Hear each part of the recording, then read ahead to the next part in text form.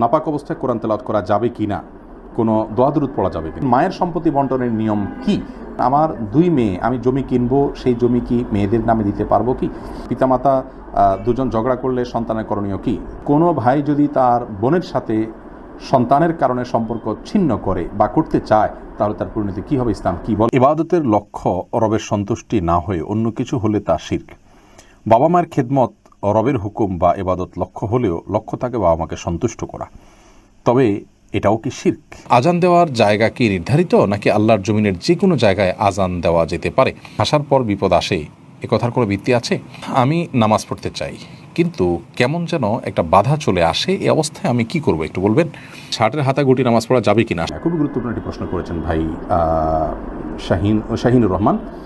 দেখুন, নাপাক অবস্থায় কোরআন তেলাওয়াত করা যাবে যদি তা নাপাকিটা থাকে অজু ছুটে যাওয়ার নাপাকি, আর যদি গোসল ফরজ হওয়ার মতো নাপাকি থাকে তাহলে সেক্ষেত্রে কিন্তু আপনার কোরআন তেলাওয়াত করা যাবে না।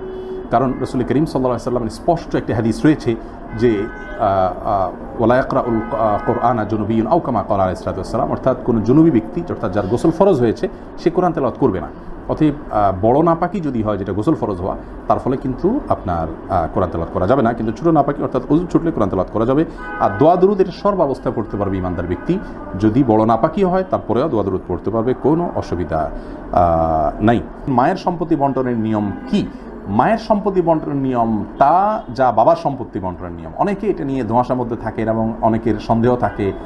দেখুন, মা হোক বাবা হোক, যে কোনো ব্যক্তির মৃত্যুর পর সম্পদ, বিশেষ করে মা বাবার ক্ষেত্রে সম্পদ বন্টনের নিয়ম একই। অর্থাৎ বাবার সম্পদ যে হারে পায় ছেলেমেয়েরা, মায়ের সম্পদ একই হারে সন্তানরা পাবেন, লাভ করবেন।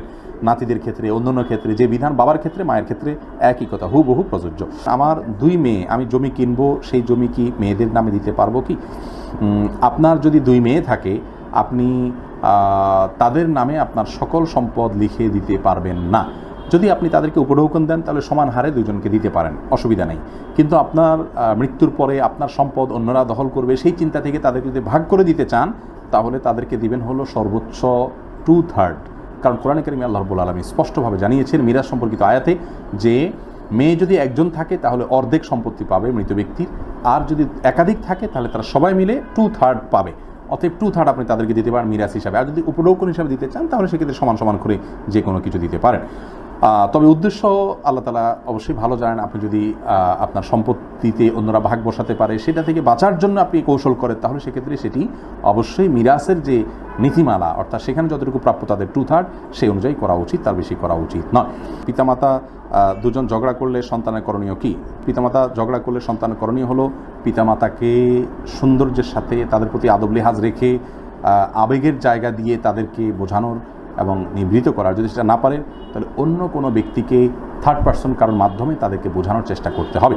যদি সেটাও করা না যায়, তাহলে ব্যবহার খারাপ করে, বাবা মার প্রতি দুরাচরণ করে কোনো কিছু করার কোনো এখতিয়ার সন্তানের নাই।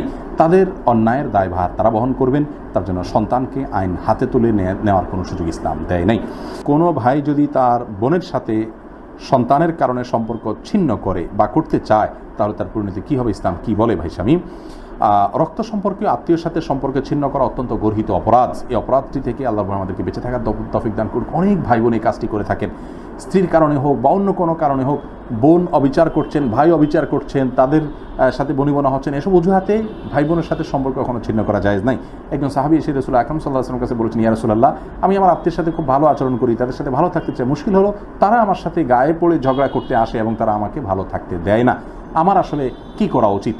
তখন রাসূল আকরাম সাল্লাল্লাহু আলাইহি ওয়াসাল্লাম বলেছেন, লাইসাল ওয়াসিলু বিল মুকাফি, যে ব্যক্তি আত্মীয় ভালো করলে সেও ভালো করে, পক্ষতে কোনো ত্রুটি রাখে। তাদের যে খুব বেশি অধিকার আছে তা না, কিন্তু যেটুকু আছে অন্তত বোনের বাচ্চা হিসাবে, লা ইয়াদখুলুল জান্নাতা কাতিআ, আত্মীয়তার সম্পর্কে। ইবাদতের লক্ষ্য রবের সন্তুষ্টি না হয়ে অন্য কিছু হলে তা শিরক। বাবা মায়ের খেদমত রবের হুকুম বা ইবাদত লক্ষ্য হলেও লক্ষ্য থাকে বাবা মাকে সন্তুষ্ট করা, তবে এটাও কি শিরক? ভাই ফারুক খুবই গুরুত্বপূর্ণ প্রশ্ন করেছেন। বাবা মায়ের খেদমত বা সেবা করে তাদেরকে সন্তুষ্ট করার উদ্দেশ্য যদি থাকে, সেটি শিরক হবে না। তার কারণ হলো, বাবা মায়ের খেদমত এটা প্রত্যক্ষ ইবাদত নয়, পরোক্ষ ইবাদত। পরোক্ষ ইবাদতে একটা উদ্দেশ্য, একটা লক্ষ্য, প্রাথমিক একটা লক্ষ্য থাকে, একটা চূড়ান্ত লক্ষ্য থাকে। যেমন আমরা অজুর কথা বলতে পারি, অজু এই ইবাদতটি আপনার প্রত্যক্ষ ইবাদত নয়, হাত মুখ ধোয়া এটা সরাসরি বা মূলগতভাবে ইবাদত নয়, কিন্তু এটা হলো মূল ইবাদত সলাতের মাধ্যম। তো অজুর লক্ষ্য থাকে সালাত আদায় করা, কিন্তু চূড়ান্ত লক্ষ্য থাকে আল্লাহ তাআলাকে সন্তুষ্ট করা। ঠিক তেমনিভাবে মা বাবাকে সেবা করা, এটা হলো আমাদের এমন একটি ইবাদত যে ইবাদতের প্রাথমিক লক্ষ্য হলো মা বাবাকে সন্তুষ্ট করা, চূড়ান্ত লক্ষ্য হলো আল্লাহ তাআলাকে সন্তুষ্ট করা। যেগুলো মূলগত ইবাদত, সরাসরি ইবাদত, সেগুলো যদি আল্লাহ ছাড়া অন্য কারোর উদ্দেশ্যে নিবেদন করে তাহলে সেক্ষেত্রে সেটি শিরকে পর্যবসিত হয়। আর মা বাবার সন্তুষ্টিকেই হাদিসের ভাষায় আল্লাহ রাব্বুল আলামিনের সন্তুষ্টি বলে আখ্যায়িত করা হয়েছে। রিদার রব্বে ফি রিদাল ওয়ালিদাইন, মা বাবার সন্তুষ্টির মাঝেই আল্লাহ রাব্বুল আলামিনের সন্তুষ্টি নিহিত। যেহেতু এখানে মা বাবার সন্তুষ্টি অর্জন করতে আল্লাহ তাআলাই বলেছেন, অতএব মা বাবার সন্তুষ্টি অর্জন করার চেষ্টা করাটাই আল্লাহর নির্দেশ পালন করা। এটি দর্শনীয় কিছু না, শিরক হওয়ার কোনো প্রশ্নই উঠবে না ইনশাআল্লাহ। আজান দেওয়ার জায়গা কি নির্ধারিত, নাকি আল্লাহর জমিনের যে কোনো জায়গায় আজান দেওয়া যেতে পারে? আল্লাহর জমিনের যে কোনো জায়গায় আজান দেওয়া যেতে পারে। আজান দেওয়ার জন্য কোনো নির্দিষ্ট জায়গা নির্ধারিত না যে অমুক এলাকাতে আজান দেওয়া যাবে না, তমুক এলাকাতে আজান দেওয়া যাবে না। তবে কোনো জায়গায় যদি কেউ আপনাকে আজান দিতে নিষেধ করেন তাহলে সেক্ষেত্রে আপনি সেখানে আজান দিবেন না। আর আপনার কোনো জায়গায় আজান দিলে আপনি নির্যাতিত হবেন, জুলুমের শিকার হবেন বা ভুল বার্তা যায় মানুষের কাছে, সেক্ষেত্রে আপনি সতর্ক থাকবেন, সাবধান থাকবেন। কিন্তু আল্লাহর জমিনে কোনো জায়গায় আজান দেওয়ার বারে কোনো বিধিনিষেধ ইসলামী শরীয়ত আমাদের জন্য আরোপ করেনি। হাসার পর বিপদ আসে, এ কথার কোনো ভিত্তি আছে? হাসার পর বিপদ আসে, কথার কোনো ভিত্তি নেই। আমরা অনেকে এই যে পারস্পরিক জীবনে বিভিন্ন ভুলভ্রান্তি, অনেকে হাসাহাসি বেশি করে, অনেক বাচ্চারা, তাদেরকে মানে থামানোর জন্য অনেক সময় মুরব্বীরা এরকম বলেন যে তোমার কোনো একটা বিপদ আসছে, তুমি বেশি হাসছো। এই কথাটা বলা হয় মূলত তার ওই যে অতিরিক্ত হেঁয়ালিপনা বা বেশি হাসাহাসি করছে এটা থেকে থামানোর জন্য, কিন্তু এটা আসলে উচিত না। এটা করলে আপনার এভাবে যদি আমরা বলতে থাকি তাহলে সেক্ষেত্রে বিষয়টাকে মানুষ মনে করবে যে অথেন্টিক, বিধায় এটা কোনো ভিত্তি আছে। আর তাছাড়া মিথ্যা কথা দিয়ে কাউকে সতর্ক করাও ইসলাম শরীয়তের দৃষ্টিকোণ থেকে জায়েজ নয়। বিধায় হাসার পরে যে বিপদ আসবে এমন কোনো নিশ্চয়তা নেই। আমি নামাজ পড়তে চাই, কিন্তু কেমন যেন একটা বাধা চলে আসে, এই অবস্থায় আমি কি করব একটু বলবেন? আপনি নামাজ পড়তে চান, কেমন যেন বাধা আসে। বাধাটা কী ধরনের বাধা?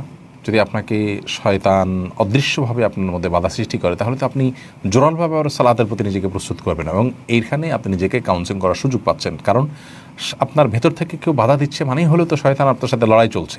এই যে শয়তানকে আপনি আঁচ করতে পারলেন, ধরতে পারলেন, এক্ষেত্রে তো আপনি আরও ইবাদতের জন্য আপনার আগ্রহী হয়ে ছুটে চলবেন। সেটাই আপনার জন্য করা উচিত। এর পাশাপাশি আপনার পুরো অবস্থাকে কোনো আলেমের সাথে সাক্ষাৎ করে যদি বিবরণ জানাতে পারেন তাহলে সেটি আপনার জন্য ভালো হবে ইনশাআল্লাহ বিসমিল্লাহ।